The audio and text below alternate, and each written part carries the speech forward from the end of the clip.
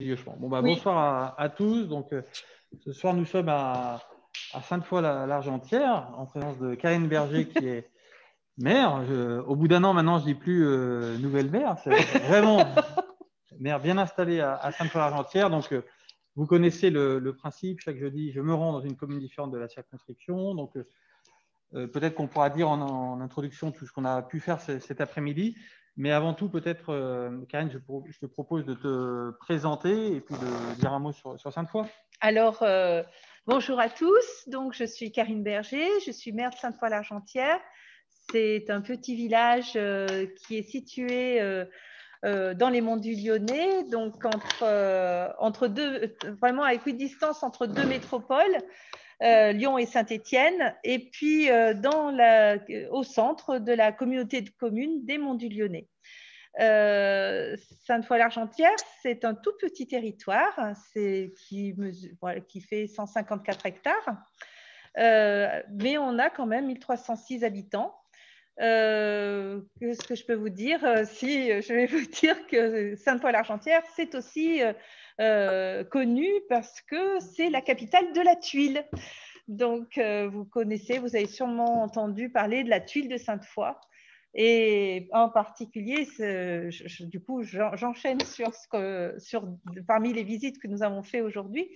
Avec Thomas, nous avons rencontré Cyril Guillotot, qui est le directeur de la tuile et qui nous a fait une présentation de son entreprise et également de tout ce que de l'entreprise elle-même. Nous avons visité toute la fabrication de ces fameuses tuiles de Sainte-Foy. Ensuite, alors un peu auparavant, nous avions visité le collège. Le collège de Sainte-Foy est un collège qui est vraiment que je trouve à la pointe de ce qui se fait aujourd'hui. C'est vrai que ça a été le premier collège connecté du Rhône et il a toujours su se réinventer. Aujourd'hui, il est dans une démarche, il nous a été présenté ces fameuses classes Apprendre autrement, mais il y a aussi ces classes européennes. Il propose aussi des classes sport. Et c'est un collège qui est sans cesse en mutation, très, très attractif, puisqu'on a ouvert la 5e, 6e.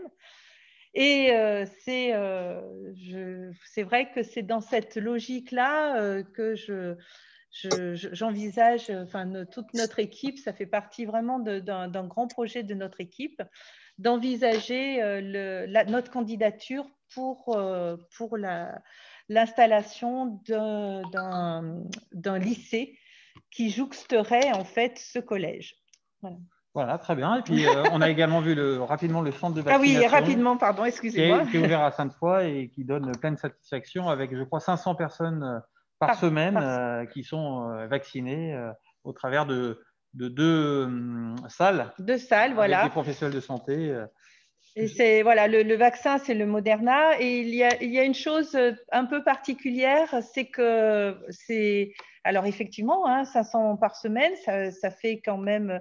Mais il y a une ambiance qui n'est pas dans un vaccinodrome. C'est vraiment une ambiance très cocon. Et au sortir, après le vaccin, vous pouvez aller dans le parc et c'est très très apprécié. On a beaucoup de très très bons retours sur ce centre. Qui, je précise, c'est vraiment le centre des Monts du Lyonnais. C'est vraiment, nous avons été aidés aussi. Vraiment, c'est pas le centre de Sainte-Foy, c'est le centre des Monts du Lyonnais. Alors, en tout cas, merci pour cette introduction. Je vois que ça a permis à certains de nous rejoindre. On est déjà une vingtaine sur le YouTube visioconférence et une dizaine par ailleurs qui nous suivent sur Facebook. Alors, vous connaissez le principe. L'idée, c'est que tout le monde puisse s'exprimer, soit des personnes, des Philésiens ou Philésiennes qui sont de Sainte-Foy, ou soit des fois d'autres communes.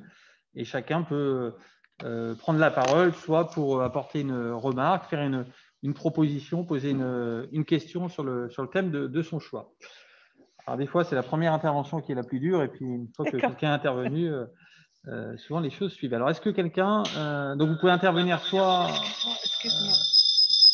Attendez. Le temps. Non, il faut que je coupe ça. Donc là, c'est tout bon. Alors, il faut que tu coupes ton son. Je coupe le…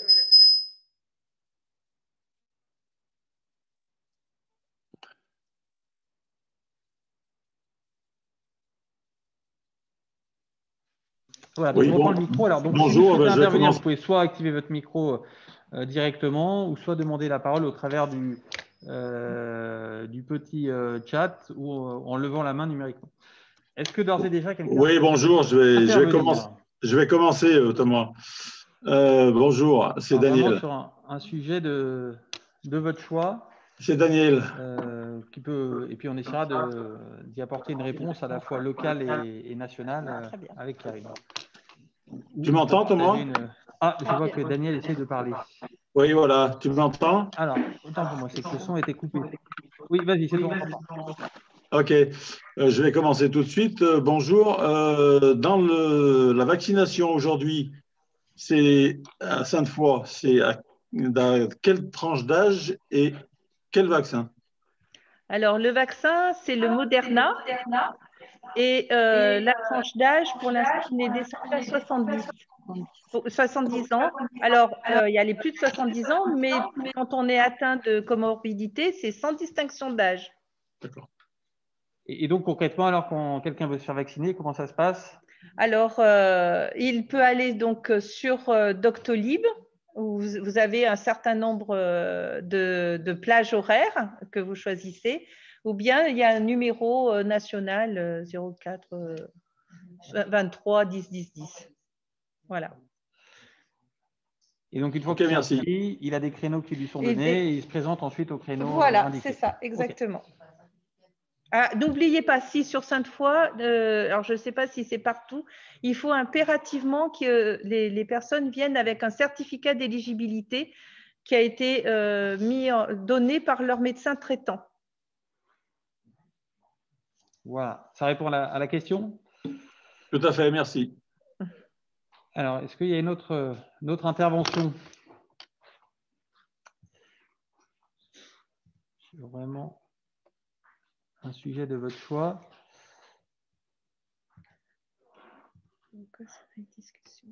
Alors, c'est qu'il n'y a pas de… On a été très clair. Ouais.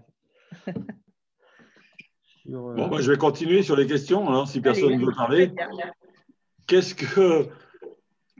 Est-ce que le train sera remis en route à Sainte-Foy-l'Argentière?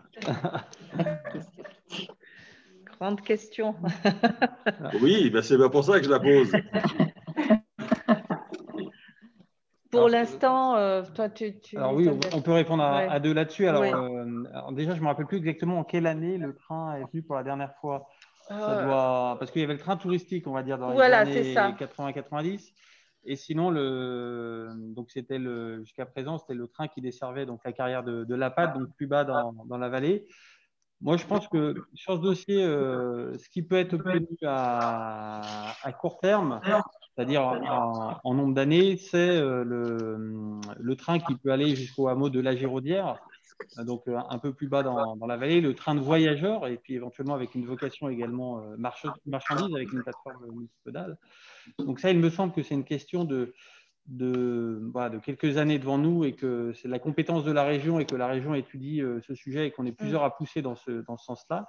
Ensuite, sur le tronçon La Giraudière Sainte-Foy, on est sur quelque chose qui est techniquement plus compliqué à faire puisque la nature du terrain fait qu'il y a de nombreux viaducs, des tunnels, etc. Donc un coût, on va dire, beaucoup plus important. Donc je pense qu'il faut être franc et dire que ça ne peut pas être possible, on va dire, à court ou moyen terme, c'est-à-dire à horizon 10 ans, 15 ans.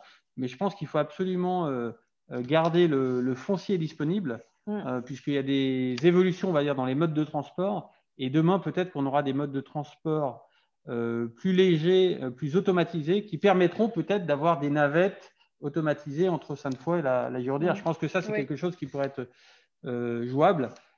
Quasiment je fais un peu de prospective technologique, mais quasiment un transport à la demande sans conducteur où on peut arriver, appuyer sur un bouton et avoir à la demande une petite navette comme ça qui pourrait faire des des allers-retours.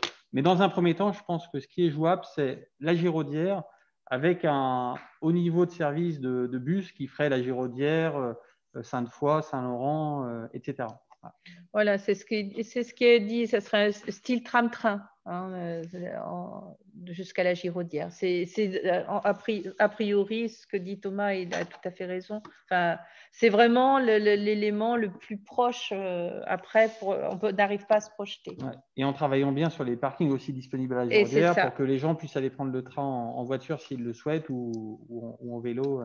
Voilà. Voilà. Ça a répondu à la question? Oui, tout à fait. Comment? C'est un vaste sujet. La vallée d'Abrévennes est vraiment. Il y a tout un travail qui demande à être fait. Alors, mais là, c'est pas que ça dépasse l'aspect communal, hein, oui. parce que sur le contournement de la Brelle notamment. C'était ça? Non. C'était la question était sur les déplacements routiers par rapport au contournement de la Brelle ou à un autre. Ouais. Ouais.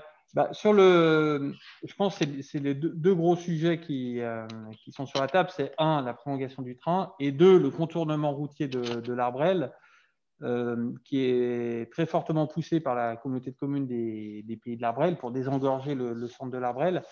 Là-dessus, il n'y a pas encore d'arbitrage qui sont rendus. Hein. C'est un projet à plusieurs dizaines de millions d'euros. C'est ça. Et on ne peut pas avoir de date.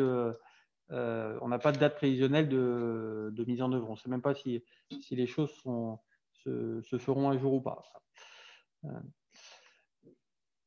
Voilà. Est-ce qu'il y avait une autre intervention? Une question, une proposition, une réflexion à partager?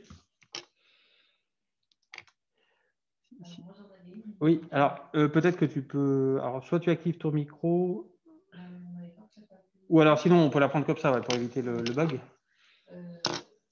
Donc, moi, dans ma partie au conseil, je m'occupe des développements local et j'aurais voulu savoir si, vu le prolongement de la crise sanitaire, vu la fermeture des boutiques, alors qu'on avait plein de petits commerces qui s'ouvraient et qui redynamisaient notre centre, est-ce qu'ils vont encore avoir des aides? Est-ce qu'ils vont être encore soutenus? Ok. Donc la question, alors je ne sais pas si vous avez bien entendu, je vais la reformuler parce que c'est une question qui a été posée ici dans la salle.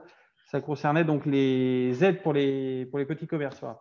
Donc vous savez que notamment aujourd'hui, il y a le fonds de solidarité qui s'applique pour les commerces, on va dire, qui sont fermés administrativement, et que par ailleurs, tout le chiffre d'affaires réalisé par ces commerces n'est pas pris en compte d'un point de vue fiscal ou pour ces aides en tant que telles. Là-dessus, en tout cas, ce qui est prévu, c'est que tant qu'il y a des contraintes liées à la crise sanitaire, les aides resteront.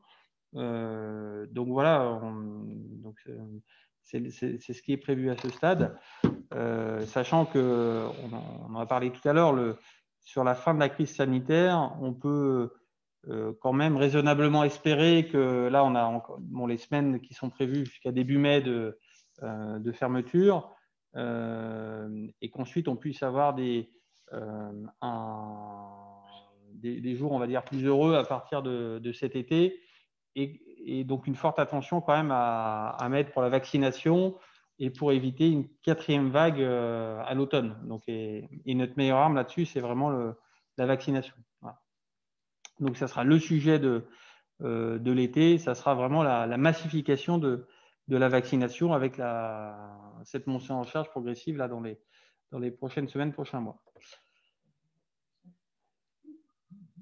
D'un point de vue commercial, moi je me permets une question à Karine. Comment tu sens l'effervescence commerciale à Sainte-Foy-l'Argentière, l'attractivité commerciale? Alors l'attractivité, moi je pense que il y a beaucoup d'engouement, j'allais dire, puisque lorsqu'on a pris nos fonctions, on a eu j'allais dire, la surprise, alors qu'on était en plein Covid, d'avoir vu 7 nouveaux commerçants. Donc c'est vraiment, c'est pour ça que je pense que Sainte-Foy a cette attractivité et en fait les gens ont envie, ils ont envie de travailler, d'amener leur pierre à l'édifice, hein, Fidésien en particulier. Et c'est vrai que bon, la crise, bon, bien sûr, la crise les accueillit pour beaucoup. Mais quoi qu'il en soit, je suis certaine, et c'est vraiment dans ce qu'on a pu, sur lequel on a pu échanger, il y a vraiment une volonté de faire, de fleurir Sainte-Foy. C'est vraiment et d'amener le mieux de tout leur art, puisque c'est un véritable art que ces personnes amènent aussi, et cette diversité, parce que le commerce aujourd'hui, je pense qu'il rentre dans une autre phase. C'est une nouvelle phase, et l'histoire des petites villes de demain, je persiste à dire que c'est une chance formidable, parce que demain, nous allons, ça va être des opportunités qui vont être données à ces bourgs-centres, et voilà, c'est...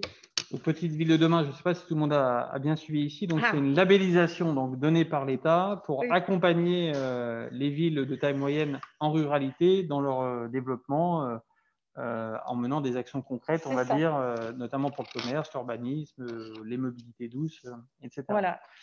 C'est dans un premier temps un travail d'ingénierie qui nous est apporté en aide par l'État. Et donc, sur Sainte-Foy-l'Argentière, nous avions choisi, l'équipe a choisi d'élaborer une ingénierie autour d'un plan guide. Un plan guide qui va prendre j'allais dire, la globalité du village pour des actions ciblées, mais qui vont rester en cohérence. Et ça va être vraiment le point de départ de l'ingénierie que nous avons d'abord choisi. Après, il y a tous les travaux à faire. Et tout commence. Et d'ailleurs, je vois qu'il y a des personnes qui continuent à nous rejoindre. Si vous avez des idées sur Sainte-Foy ou des remarques, n'hésitez pas, étant donné que la commune est en pleine réflexion finalement sur comment améliorer son attractivité. Voilà. Alors, est-ce que quelqu'un souhaite intervenir? Oui, si vous m'entendez. Ah oui, on vous entend. Donc, Élise. Alors, je vais rebondir sur le commerce d'une manière plus générale. Donc, Élise Chavreau, je suis libraire à Mots et Merveilles à Sainte-Foy-l'Argentière et membre de la fédération OSER. Donc, j'ai une question qui s'adresse plutôt aux députés concernant le projet de loi climat et notamment le moratoire sur l'implantation des grandes surfaces commerciales et plus précisément sur les entrepôts de e-commerce. Donc, c'est un sujet un peu précis. Donc, il y a un moratoire qui est en cours pour freiner l'implantation des grandes surfaces commerciales sur les terres agricoles, et il est prévu que les entrepôts de e-commerce ne rentrent pas en compte dans ce moratoire. Donc, c'est une menace pour les petits commerces, puisque plus le e-commerce se développe, plus nos emplois sont menacés et plus est menacée la vie des villages telle que nous la connaissons. Et du coup, j'aimerais connaître votre position sur ce sujet et savoir si vous allez nous défendre dans le cadre de ce projet de loi. Ok. Merci beaucoup de cette question. Ça montre que vous suivez de manière très précise, on va dire, le projet de loi, parce que il y a beaucoup de dispositions, plus d'une centaine, et sur ce sujet-là en particulier. Alors, effectivement, donc, il y a un moratoire effectivement pour éviter le développement de grandes surfaces, parce qu'effectivement, le développement de ces grandes surfaces, on va dire, se fait souvent ou parfois, on va dire, au préjudice du commerce local. Bien que moi, j'essaye de ne pas opposer les deux, je pense qu'il faut un équilibre entre les deux, mais que nos villes en ruralité, dans une certaine mesure, je pense aussi besoin d'une certaine attractivité et d'avoir aussi certaines locomotives commerciales. À mon avis, c'est juste une question de dosage. Mais voilà, je fais la technique en même temps, j'admets les gens qui sont en train de toquer à la porte. Alors, concernant les entrepôts de e-commerce, en fait, ce ne sont pas des lieux où se réalise physiquement la vente, donc ils ne sont pas concernés comme lieu de vente comme les grandes surfaces, mais effectivement, il y a une question pour savoir comment ils sont réglementés. La difficulté qu'on a sur ce sujet, c'est que, je suis vraiment heureux d'échanger à ce sujet-là, c'est que si on s'interdit l'installation de locaux d'entrepôts de e-commerce sur le sol national, la question, c'est est-ce que ça diminuera le nombre de ventes réalisées en ligne ou est-ce que ça consistera simplement à faire en sorte que ces ventes se réalisent et soient traitées à l'étranger avec davantage de transport sur notre territoire. Moi, en tout cas, je n'ai pas l'impression, mais vraiment heureux d'échanger là-dessus, que le fait de bloquer administrativement tous les entrepôts conduira à réduire la vente en ligne. Et c'est ce sujet qu'il faut adresser fondamentalement. Et moi, je n'ai pas envie que le e-commerce se développe et que les emplois se créent en dehors de notre pays. Donc, je ne sais pas ce que vous en pensez. En fait, c'est un problème de société. C'est vrai que si on encourage le développement de e-commerce, y compris sur notre territoire en autorisant les entrepôts, ouais, on encourage ce type de commerce de toute manière. Alors, j'entends que s'ils ne viennent pas ici, ils iront ailleurs, mais à un moment, dire peut-être que ce n'est pas ce type de commerce qu'on veut, c'est aussi défendre un mode de vie qu'on a actuellement, quoi. Ouais. Alors, sur le e-commerce, je suis d'accord, mais sur le fait de le réguler et on va dire qu'il n'exerce pas une concurrence de forme déloyale, mais en gros, je ne suis pas sûr que ce soit par les locaux qu'on puisse le mieux y arriver. Il y a des sujets typiquement sur la TVA où on doit être beaucoup plus exigeant, enfin, sur l'encadrement des prix.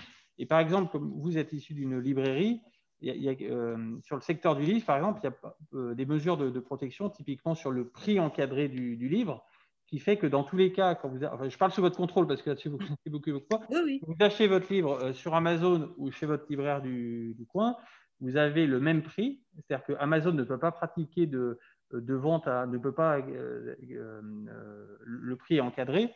Et dans votre libraire de proximité, vous avez en plus le conseil et la proximité qui est apporté. Donc, cet exemple de la librairie, il peut peut-être servir pour d'autres secteurs. Je suis d'accord. C'est vrai qu'en librairie, on est protégé. Après, le jour où le e-commerce aura mangé mes collègues qui vendent de l'électroménager, mes collègues qui vendent des vêtements, et voilà, il n'y aura plus de commerce à Sainte-Foy et je me sentirai bien toute seule, quoi. Ensuite, il y a un autre sujet, c'est comment, dans le commerce de proximité, on peut aussi mieux valoriser la vente en ligne. Par exemple, il y avait un projet à un moment donné de Oser, mais qui était peut-être trop précurseur il y a encore quelques années, qui était de dire d'interface de vente en ligne Oser en ligne, justement, de plateforme, on va dire, de vente en ligne. Les restaurateurs, par exemple, certains restaurateurs des Monts du Lyonnais s'y sont mis. Aujourd'hui, je ne sais pas si vous avez vu le site internet nos restos de chez nous, enfin je ne sais plus comment il s'appelle. Vous pouvez commander, on va dire, des plats qui sont faits par les restaurateurs, certains restaurateurs du territoire pour livraison chez vous. Donc, je suis d'accord avec vous. En tout cas, il y a un vrai sujet de réflexion pour voir comment tout ça est harmonieux. Mais en tout cas, il faut faire attention que les dispositions qu'on prend qui partent d'une bonne intention ne conduisent pas à avoir le même niveau de vente en e-commerce, mais avec des emplois qui se font par ailleurs. Vous, spécifiquement sur le secteur de la librairie, donc si je comprends bien sur la librairie, on va dire vous vous sentez protégé par rapport aux dispositions. Par contre, c'est plus sur d'autres secteurs où vous avez l'inquiétude de concurrence déloyale. Oui, et puis la peur que les gens finissent par tout acheter en ligne, ne viennent plus dans les commerces et qu'on perde les commerces dans les villages. Enfin, si on veut faire en bref, c'est ça, quoi. Après, entre nous, donc on peut effectivement, il faut une réflexion dynamique là-dessus et des actions vraiment pour protéger tout ça. Mais le cœur du sujet, c'est le client, quoi, hein. C'est lui finalement qui a le pouvoir d'acheter ses biens d'un côté ou de l'autre. Et donc, j'espère que la crise sanitaire, on va dire, participe à la sensibilisation de l'intérêt d'acheter local. Voilà, pour que tout le monde s'en rend bien compte. L'autre point également que je voudrais vous dire, c'est que là, on a parlé des mesures nationales. Au niveau local, donc il y a le SCOT, le schéma de cohérence territoriale, et les élus des Monts du Lyonnais ont depuis plusieurs années, au sein de ce SCOT, fait ce qu'on appelle un document d'aménagement commercial. C'est ce qu'on appelle un DAC, qui essaye de réglementer à l'échelle du territoire des Monts du Lyonnais l'implantation des nouvelles unités commerciales, notamment pour pour cadrer l'installation de nouvelles grandes surfaces. Et donc, au-delà de la préoccupation nationale, il y a aussi localement cette préoccupation de dire comment on soutient le commerce de proximité. Et notamment dans le cadre de Petites Villes de demain, renforcer l'attractivité de Sainte-Foy, c'est renforcer l'attractivité commerciale aussi, parce qu'il n'y a pas de ville dynamique sans commerce dynamique, quoi. Voilà. Donc malheureusement, je ne sais pas ce qui sera voté dans le projet de loi climat et résilience, mais pour ma part, je pense que s'interdire l'installation d'entrepôts de e-commerce en France, l'intention, on va dire, est louable, mais je ne suis pas sûr que, enfin, même je ne pense pas que ce soit par ce moyen qu'on puisse le mieux parvenir, on va dire, à l'objectif. D'autant plus que, encore une fois, on aura les entrepôts ailleurs et on aura par contre en plus les flux routiers de manière plus importante en France. Et entre nous, je ne suis même pas sûr que, en termes de constitution, en termes juridiques, on puisse aller jusque-là. Parce que vous savez qu'à chaque fois qu'on vote la loi, le Conseil constitutionnel vérifie que la loi votée est bien conforme à la Constitution. Voilà. Et le fait d'interdire l'installation d'une entreprise en fonction de son activité, je ne sais pas si ce serait quelque chose qui serait juridiquement faisable. Voilà. Ça te va la réponse, Élise? Non.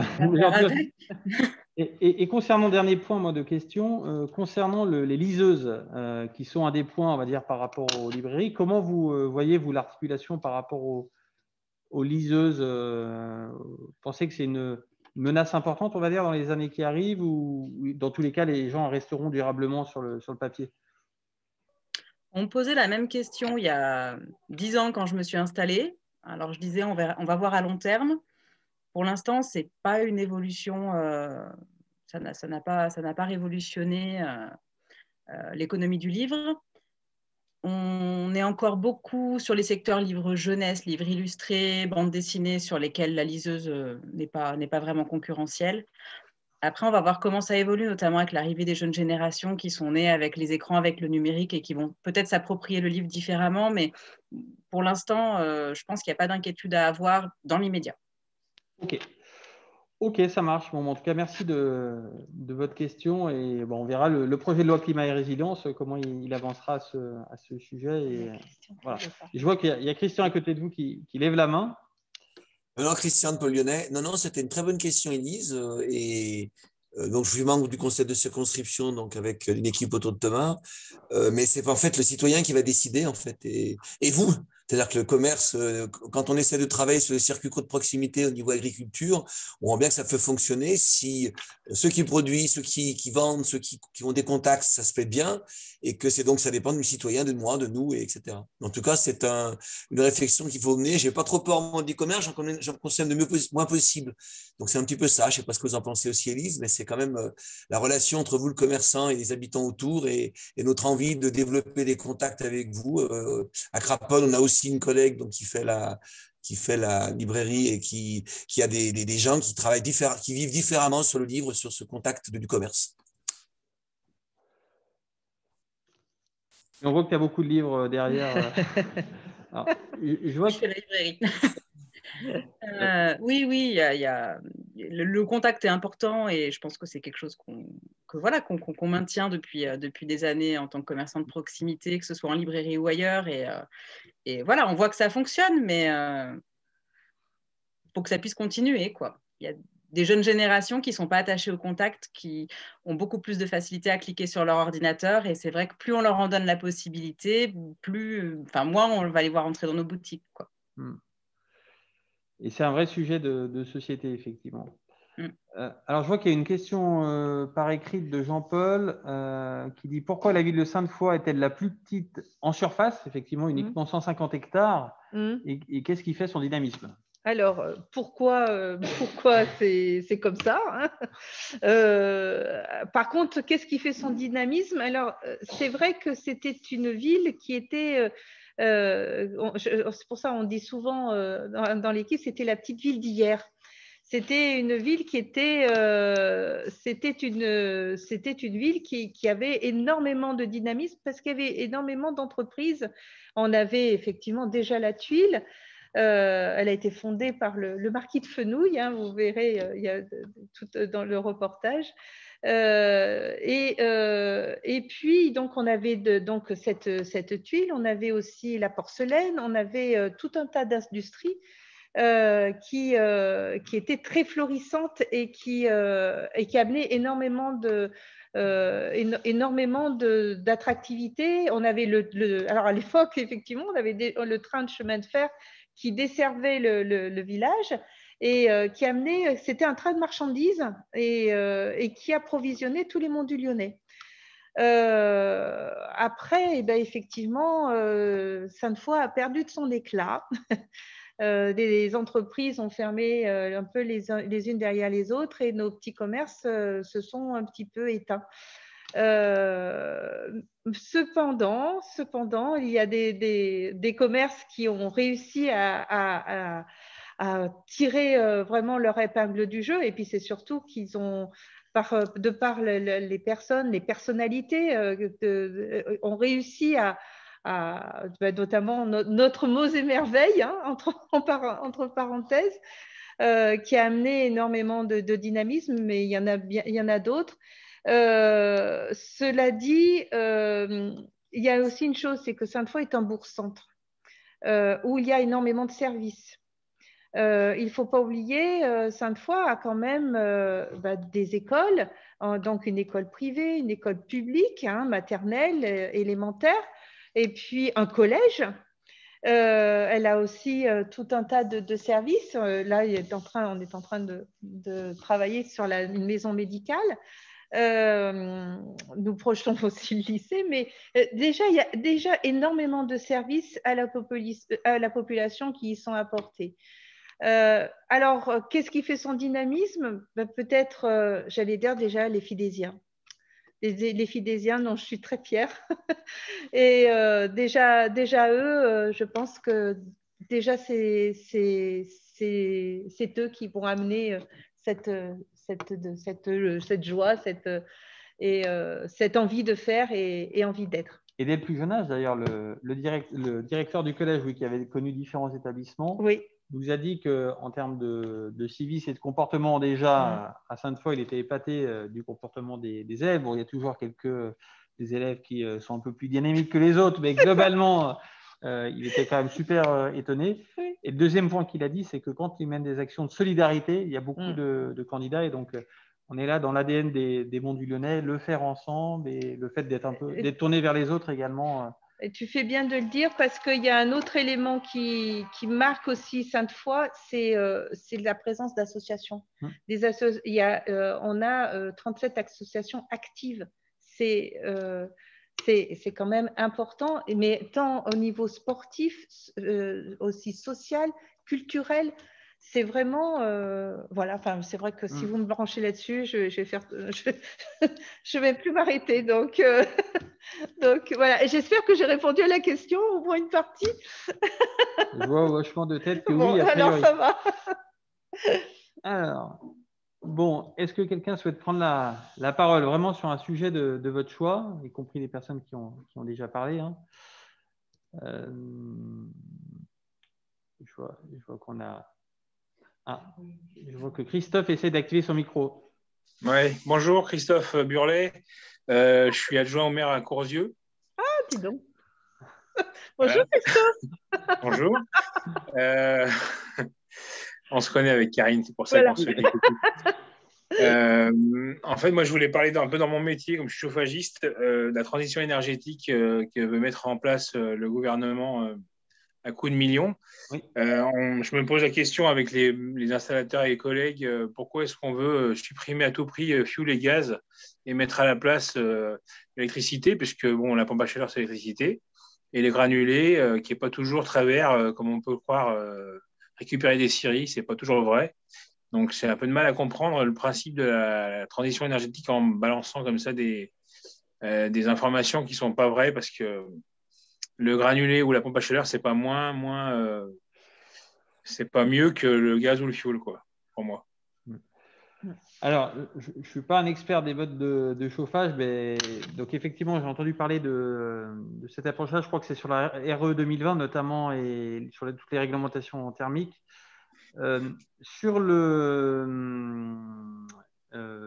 Effectivement, donc on est là effectivement dans le cadre de la transition écologique et la lutte contre le réchauffement climatique. Donc, le fait de supprimer, on va dire, la consommation carbone et tous les gaz à effet de serre.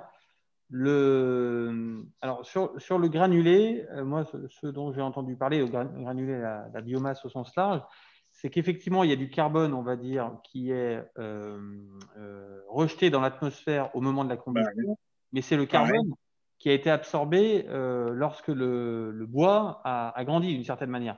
Donc, quand on analyse, on va dire, sur l'ensemble du cycle de vie, je parle sous votre contrôle, et voilà, on est sur, on va dire, une neutralité. Même si au moment de la combustion, on va dire, on rejette du carbone, c'est du carbone qui a été emprisonné lorsque l'arbre a poussé. Et donc, voilà, qu'on est neutre, on va dire, sur l'ensemble du cycle de vie, alors que le fioul et le gaz, étant donné que ce sont des hydrocarbures qu'on sort du sol, ils n'ont pas participé, sauf il y a peut-être des millions d'années, à de la captation carbone pour leur développement. Et sinon, concernant les pompes à chaleur, on a la chance en France d'avoir une électricité, on va dire, très décarbonée, puisqu'elle est produite à 75% par le nucléaire qui produit moins de carbone que même des panneaux solaires ou des éoliennes quand on regarde le cycle. Donc, ces pompes à chaleur sont plutôt vertueuses, on va dire, d'un point de vue environnemental, d'après ce que je sais. Voilà, après, une fois qu'on a dit ça, c'est sûr qu'il faut avoir une transition, on va dire, qui soit supportable par l'ensemble des acteurs. Vous, au niveau professionnel, par exemple, une telle mutation, parce que je pourrais me dire, mais peut-être que je me trompe, que pour un chauffagiste, finalement, installer une chaudière fuel ou granulée ou pompe à chaleur, finalement, pour vous, c'est toujours une chaudière installée. Oui, alors dans mon cas, je ne fais pas d'installation, moi je fais que de la maintenance, mais ça ne changera pas grand-chose dans mon cas. Par contre, des installateurs avec qui je travaille, ils sont quand même embêtés parce que, prenons l'exemple d'une ferme des Monts du Lyonnais de nos campagnes, qui a 200 ans, par exemple, avec l'isolation qui a été au mieux fait récemment, et on veut mettre dedans une pompe à chaleur, et ça ne marche pas en fait. Parce que une pompe à chaleur, déjà il fait froid, ouais. L'environnement est froid et la montée en température ça devient technique là, mais bon, le fait qu'on puisse pas monter en température comme on le veut avec une pompe à chaleur, parce qu'elle est limitée. Le principe, c'est de récupérer des calories. Donc, quand il n'y en a pas, on n'en récupère pas et on marche à l'électricité. Donc, du coup, chauffer une ancienne maison avec ce genre de matériel, ça ne marche pas, quoi. Et ça, les installateurs, ils le savent. Ils ont du mal à expliquer ça aux gens parce que, comme c'est subventionné à fond les ballons, du coup, les gens, ils ne comprennent pas que mettre une pompe à chaleur sur une ferme des Monts du Lyonnais, ça ne marche pas. Dans ce cas-là précis, quoi. Après, il y a d'autres choses possibles dans ces maisons-là, mais c'est beaucoup plus cher encore. Et voilà, c'est un peu bizarre. Quoi.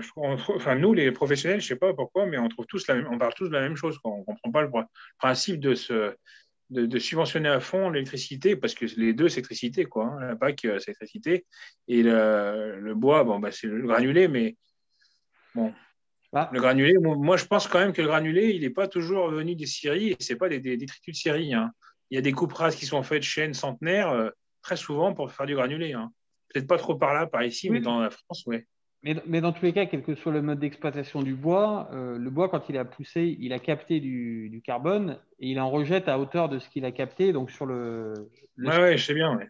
Et l'autre point qui est important, à mon avis, dans ce que vous avez dit, c'est la partie isolation, c'est-à-dire que le point sur lequel il faut mettre aussi beaucoup d'efforts, et peut-être qu'on n'en est pas encore suffisamment sur le sujet, c'est vraiment l'isolation. C'est quel que soit le mode de production de l'énergie, comme on dit, la seule énergie propre, c'est celle que l'on ne consomme pas. Et donc, faut tous qu'on mette plus le paquet sur l'isolation.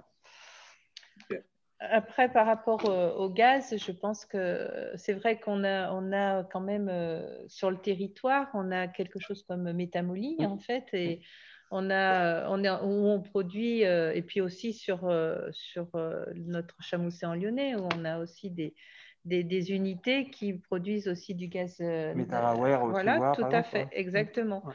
Donc, c'est vrai que c'est intéressant et c'est vrai que ça peut être aussi quelque chose peut-être à favoriser. Et c'est un petit peu, je pense, parce que c'est vrai que notre territoire a fait l'option aussi du GNV aussi. Donc, alors là, on parle... donc, ça peut être intéressant quand même à ne pas l'oublier. C'est sûr. En tout cas, c'est sûr que effectivement, pompe à chaleur, convecteur, ce sont des modes de chauffage qui passent par la voie électrique et quand même l'électrification, que ce soit des chauffages et des mobilités, c'est quand même une des voies, on va dire, la plus efficace pour avoir des consommations décarbonées, quoi. Voilà, Après, après effectivement, s'il y a des parce que, vous savez, dans la réglementation, pour les cas type ferme, enfin, est-ce qu'il y a, c'est une réglementation qui concerne tous les nouveaux logements, c'est ça? Oui, oui, enfin, moi je ne suis pas trop calé en réglementation, mais normalement, oui, c'est les maisons neuves, ils interdisent totalement le fioul et le gaz, c'est sûr. Mais donc, et en rénovation, du coup, on est dans la même problématique que les questions des clients, c'est qu'est-ce qu'on met comme matériel quand on habite à la campagne, quand on n'a pas le gaz de ville du bourg, et dans les hameaux, quoi. Mais donc, oui, ouais, donc normalement, on peut imaginer qu'en tout cas, les modes de production, là, c'est pour les constructions, donc qui seront, j'allais dire, dès le début, bien isolés, et qu'effectivement, pour les rénovations, il restera quand même un certain temps, un temps de transition avec y compris sur les gaz, quoi. Voilà. C'est sûr. Ouais. Ok, bon, en tout cas, merci de votre intervention et puis au territoire. Alors après, la question chauffage. Est-ce qu'il y a une autre intervention? Je vois que Ifol note, alors je ne sais pas de... Technique du puits canadien. Je crois reconnaître quelqu'un. Catherine, on ne t'entend pas, ton micro est coupé. Bonjour Catherine. Il faut que tu actives son micro. Ça y est, bonjour. Je vous suivais sur Facebook et du coup, je me suis connectée à la réunion. Tu as vu qu'on vient d'avoir une intervention de Courzieux, donc dès qu'on parle de Courzieux... Ça y est, on parle de Brossieux. De Brossieux, la transition est... Voilà, Voilà, simplement pour dire à Karine qu'elle a un village qui se redynamise beaucoup et que c'est vraiment très appréciable de retraverser avec tous ces commerces qui se rouvrent. Voilà. Oh, écoute, je te remercie, Catherine, c'est adorable, ça me fait plaisir. Et Sainte-Foy est quand même un croisement dans nos monts du Lyonnais qui est quand même important, donc c'est vrai que voilà, c'est important qu'on ait aussi des commerces qui fonctionnent. Oui, tout à fait. Voilà. Simplement pour revenir sur l'intervention du chauffagiste, en fait, au niveau des interdictions, donc en fait, il va y avoir un fuel. On ne t'entend pas bien. À la fin du fuel. Le fuel vert, ça va être un nouveau fuel qui va sortir. Donc, je pense qu'il va quand même y exister encore beaucoup de chaudières à fuel dans les réfections des maisons. Donc, je ne sais pas, monsieur le député, vous pourrez nous en dire plus dans quelques temps, mais je crois que vraiment, il y a une arrivée d'un nouveau fuel, en fait, qui ne va pas obliger les gens en fait, à changer automatiquement leur chaudière fuel contre du chaudière à granulés ou contre une chaudière écologique, on va dire. Voilà. Hein, il faut pas avoir peur, je pense, de l'évolution parce qu'ils vont trouver des solutions pour que justement on n'ait pas à changer toutes les chaudières. Oui, alors effectivement. Parce que c'est vrai qu'on a quand même une population qui est très chauffée au fuel dans nos régions aussi. Voilà. Oui. Et effectivement, on parlait bien des nouvelles constructions et pas encore des rénovations. Alors, je ne sais pas si Christophe a déjà entendu parler de ce fuel. Oui, le biofuel, il est dans les tuyaux, c'est sûr. On entend parler déjà des matériels qui vont être installés, qu'on va être obligé d'installer à la place d'un brûleur traditionnel, on va dire. Et, mais le problème, c'est que c'est très, très peu communiqué là-dessus. Moi, je l'explique aux gens parce que je suis dedans. Mais le Kidam qui veut changer qui entend tout ce qu'on entend en ce moment, il se dit mais comment je vais me chauffer dans 3 ans, quoi. Alors qu'il y a cette solution, effectivement, comme Catherine le dit, c'est effectivement très, très possible de faire ce transfert après. Alors, on ne sait pas combien va coûter le biofuel, mais il faut quand même le granuler. Parce que Madame au niveau du gaz, je pense qu'il va aussi y avoir des solutions alternatives. Les chaudières vont être adaptées. Alors bien sûr sur du neuf, on va essayer de mettre des choses plus écologiques, on va dire, mais même au niveau des chaudières gaz, je vois sur les collectivités, il y a des chaudières qui sont mises en place avec des économies d'énergie justement. Donc je pense qu'il ne faut pas avoir d'appréhension en se disant on va complètement verrouiller une situation en se disant on ne veut plus que du granulé de bois, parce que je suis bien de votre avis que le granulé de bois, il a aussi des contraintes, hein, et j'en vends pourtant, mais c'est vrai que voilà, c'est quand même quelque chose qui aussi n'est pas complètement vert, on va dire, qui a une très belle approche sur plein de choses, mais qui n'est pas complètement verte.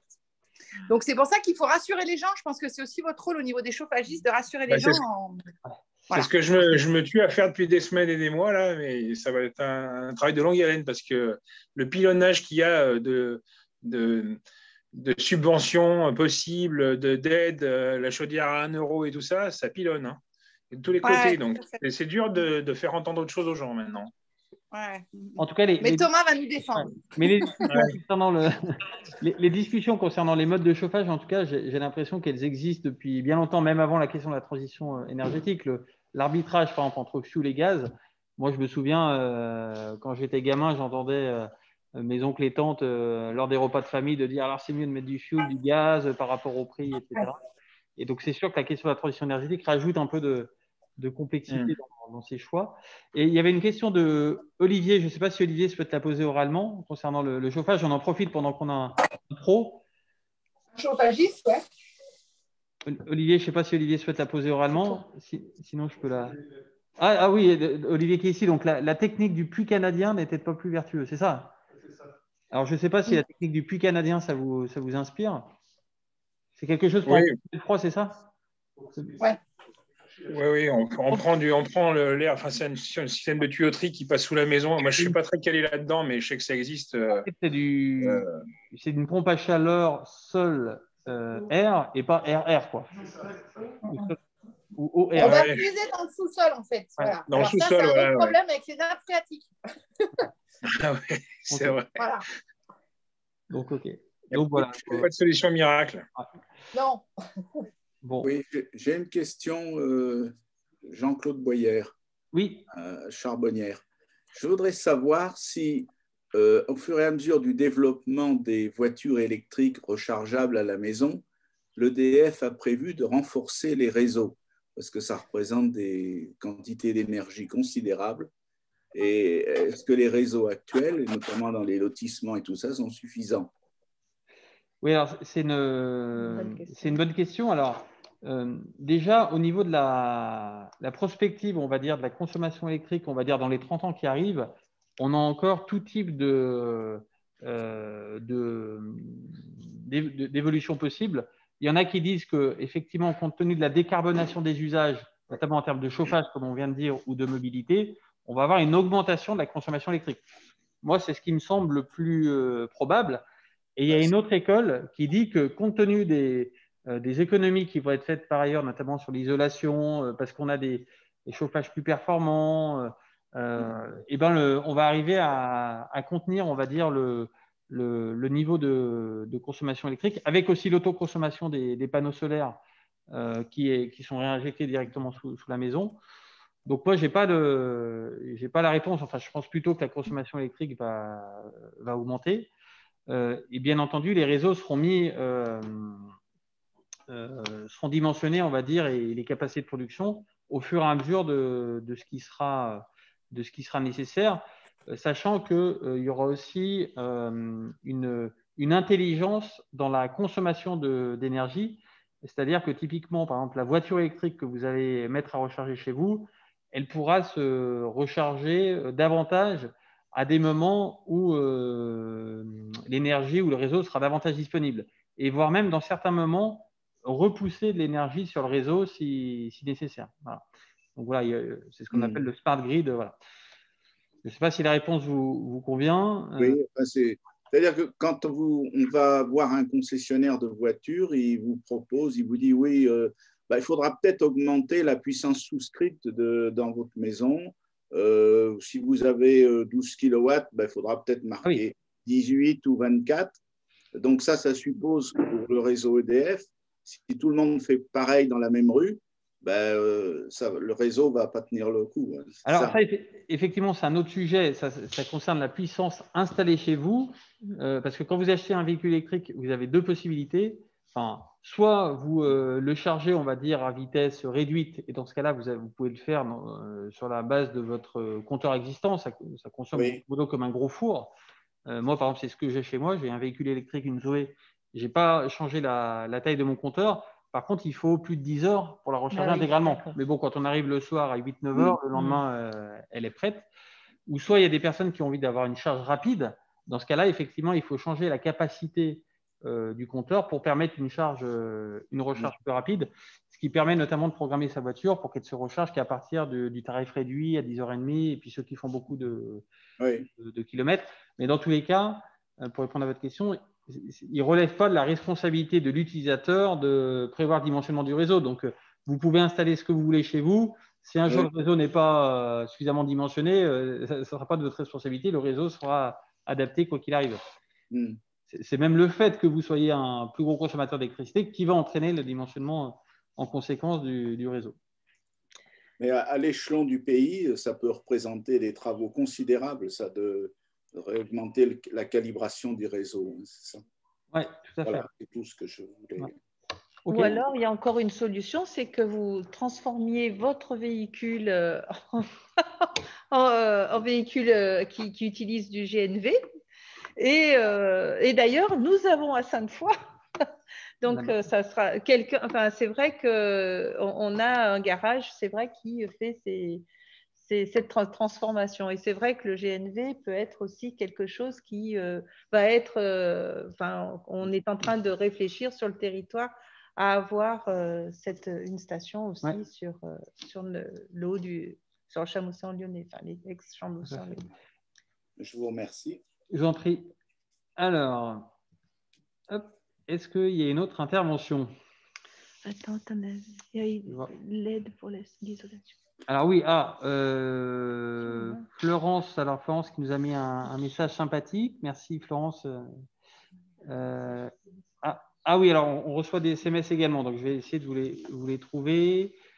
Oui, alors un SMS, j'ai une question pour la mairie de Sainte-Foy et Thomas. Je voudrais savoir s'il est possible de créer un pôle artisanal et industriel en collaboration avec le département de la Loire, sachant que le réseau ferroviaire existant, soit Bois-sur-Lignon et Sainte-Foy, en liaison avec Lyon, étant de garde. Voilà. Donc une personne qui ne pouvait pas être là ce soir et qui posait la question de savoir s'il y avait un projet de création de pôle artisanal et industriel. Ah, d'accord. Bonne question. Est-ce qu'il y a encore du foncier disponible aujourd'hui à Sainte-Foy?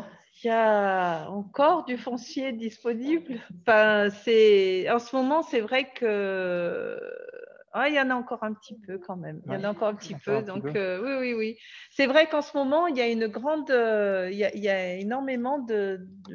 Est-ce que c'est l'effet petite ville de demain? Je ne sais pas.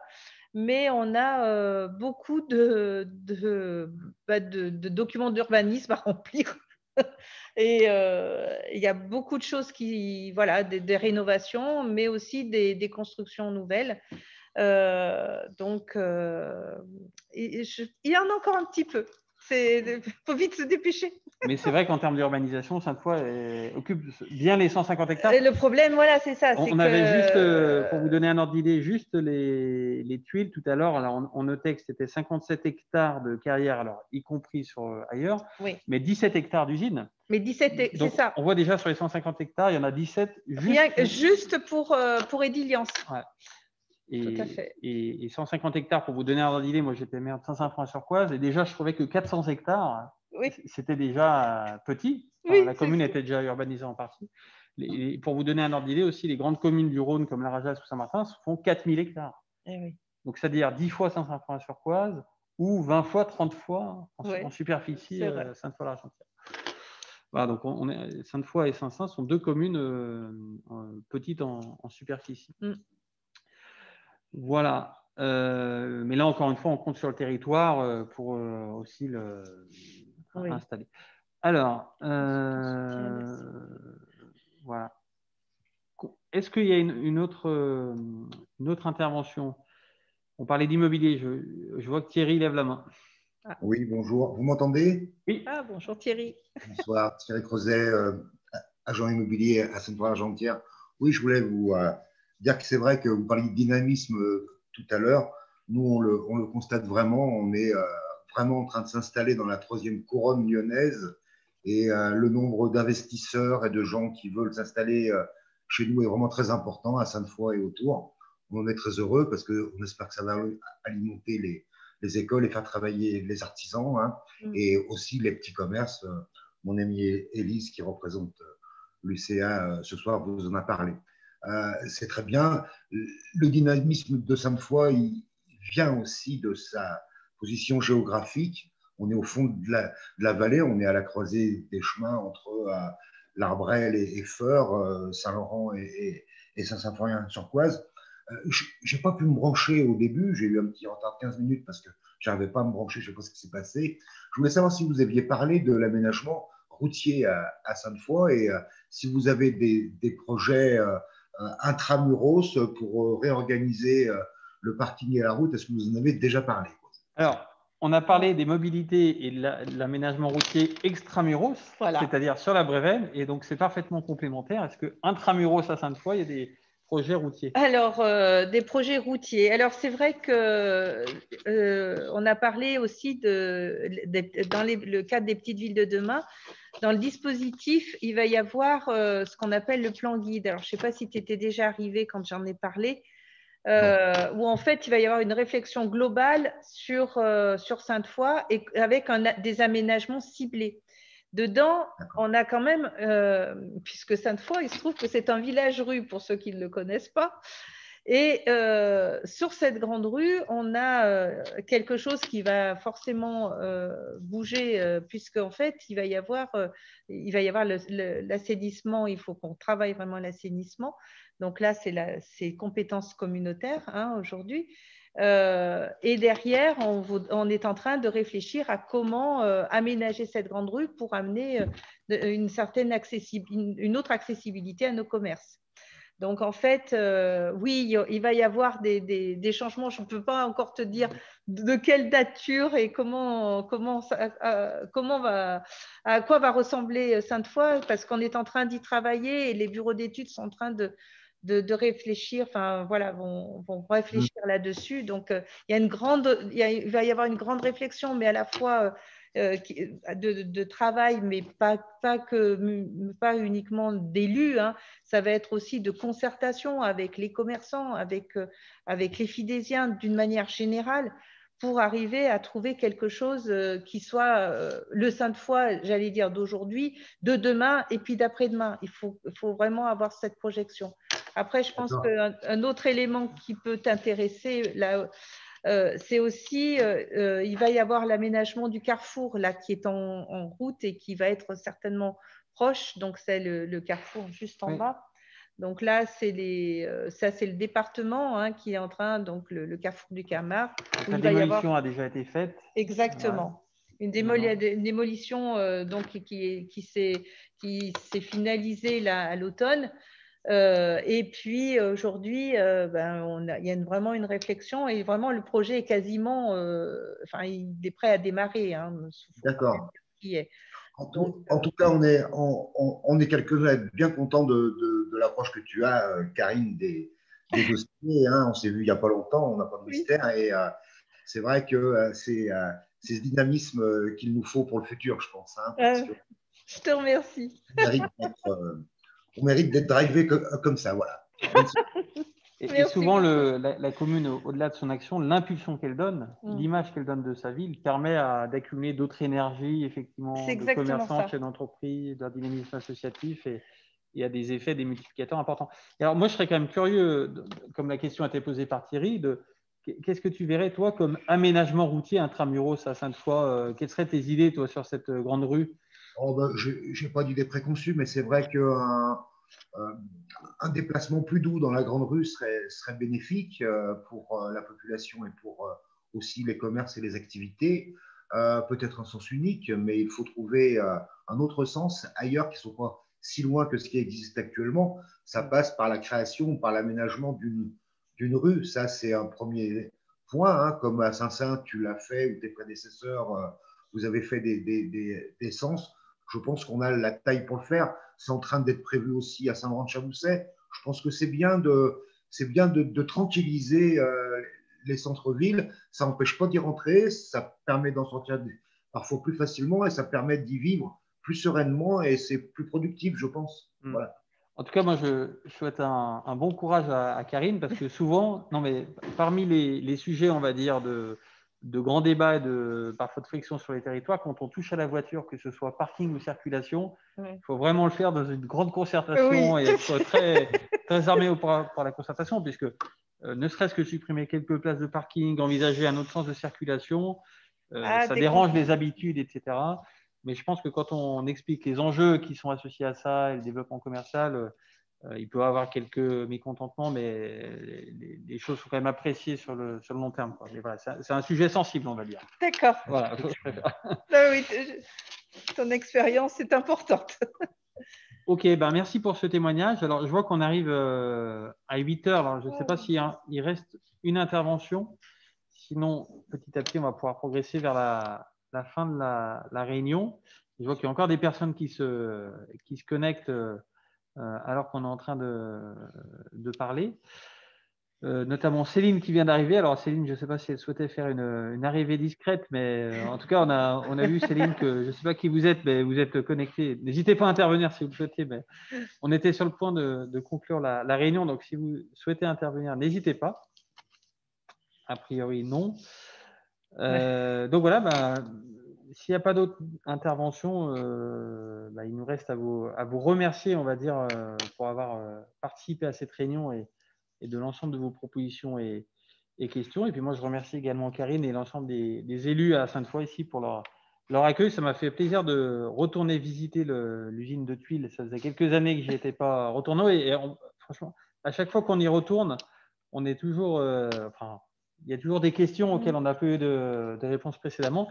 Et garder ce chiffre en tête, voilà, parmi les nouveaux points que j'ai appris aujourd'hui, tous les jours, il y a 100 maisons qui sont couvertes de tuiles grâce à la production de Sainte-Foy. Et donc, c'est une production, je ne crois pas dire de bêtises en disant ça. Oui, c'est ça. C'est 100 maisons par jour, voilà, 35 000 maisons à l'année, en fait, et 75 millions de tuiles chaque année. Donc, c'est une production assez, même super importante. C'est la plus grosse usine du groupe qu'on allait voir aujourd'hui. Donc, voilà, en tout cas, une visite très intéressante. Je te laisse le mot de la fin, si tu veux. En tout cas, déjà, je veux vraiment te remercier, Thomas, pour ta venue, pour ton accompagnement, ainsi que ton équipe. C'est une chance, ce que je disais, d'avoir cet accompagnement, ce regard et ce retour, d'avoir la possibilité de pouvoir échanger avec toi et cette proximité que tu nous amènes et avec toute en simplicité. Et vraiment, je te remercie. Merci beaucoup et bonne soirée à tous. Bonne soirée à tous. Merci à vous.